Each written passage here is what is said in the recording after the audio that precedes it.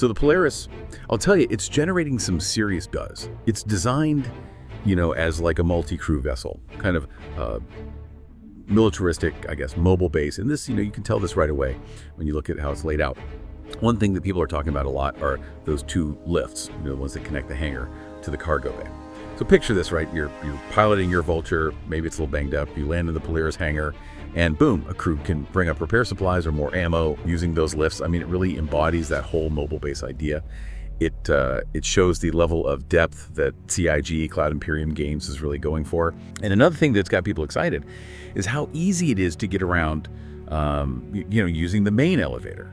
This elevator connects all the important parts of the ship. We're talking about the torpedo and main turret area, the hangar, the cargo bay, and of course the bridge. A two-person crew, pilot and co-pilot maybe, they can move between these areas super quick, keeping the ship running smooth. And speaking of keeping things running, let's talk about torpedoes for a sec. The Polaris has got this separate remote turret for launching torpedoes. This turret gives you a wide field of view at the front of the ship, where you're most likely to be shooting at things. Oh, and there's also a camera on the nose of the ship. Just another little thing to help the torpedo operator see better. Those torpedoes pack a serious punch, and with that extra camera view, you can target enemy ships from a whole bunch of different angles, even if they're trying to, hide behind an asteroid or something. Now here's something you might not know. The Polaris has docking collars on both sides, which, that's not super common for a ship this big. But this seemingly small detail really makes the ship more flexible. Smaller ships can dock on either side.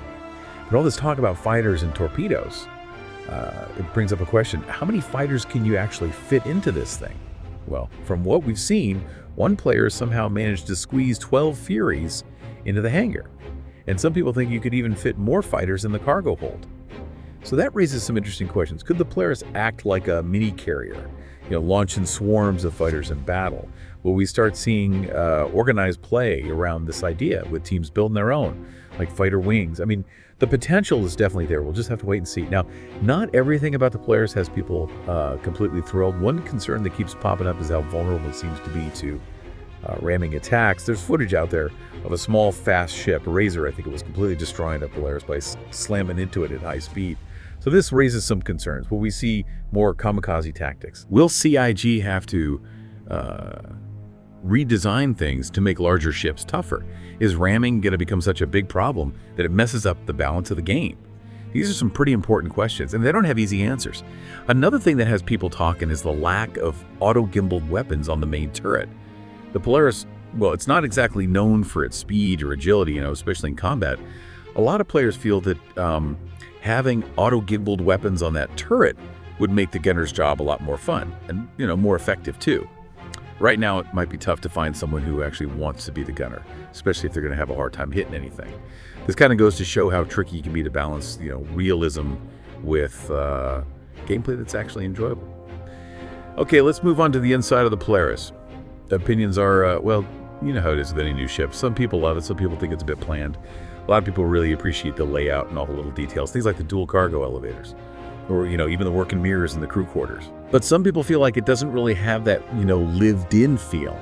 Like you find in a ship like the Carrack, the crew quarters and the armory in particular, those have been getting a lot of attention.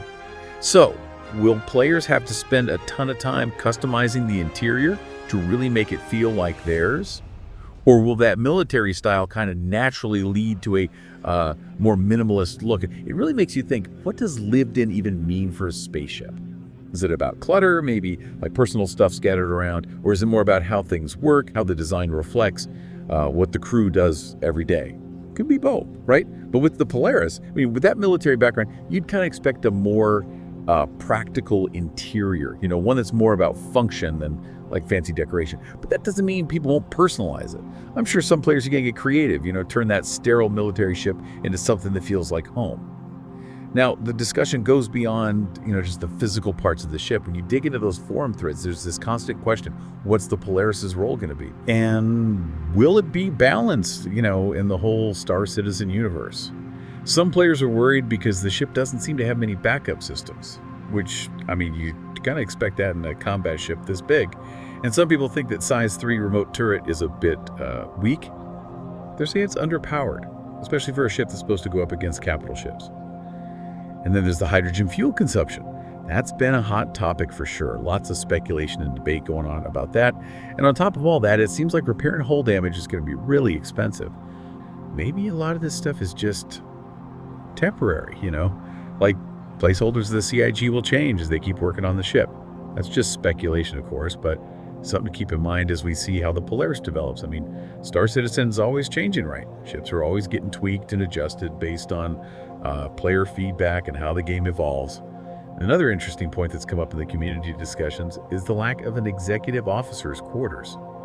Some players are disappointed they didn't include that in the final design. I mean, for people planning to run the Polaris with a smaller crew, having a dedicated space for the co-pilot or second-in-command, that would have been a nice touch. It would have reinforced that whole command and control aspect, giving them a place to strategize and coordinate.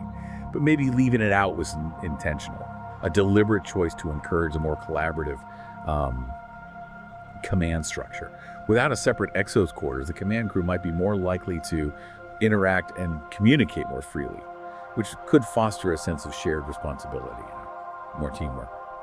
In the end, that missing exos quarters, it's like a lot of the other controversial things about the Polaris. It's a ship that's really captured people's imaginations, generated both excitement and debate within the community, and while we still don't know exactly what its role in the persistent universe is going to be, one thing's for sure. But it's not just about the design and the features and all that.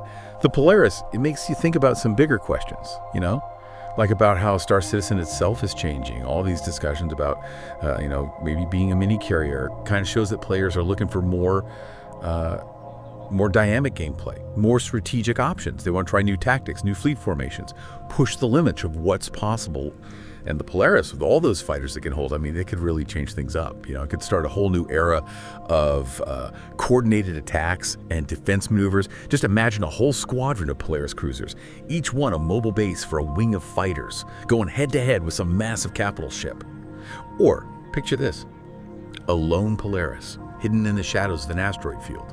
And suddenly, boom, those hangar doors open up, unleashing a swarm of fighters on some unsuspecting convoy. The possibilities are, they're endless, right? Just like StarCitizen itself. It's too early to say for sure how the Polaris is going to impact the game, but one thing's for sure, it's got people excited, it's got them talking, it's firing up their imaginations. And while we wait for it to officially arrive in the Universe, you gotta admit, the Polaris proves that StarCitizen is always evolving. It's a universe where reality and imagination, they kind of blend together. And the only limits are, the creativity of the players and the developers. Once players get their hands on the Polaris, we'll see for real how it shapes this incredible, ever-expanded virtual world.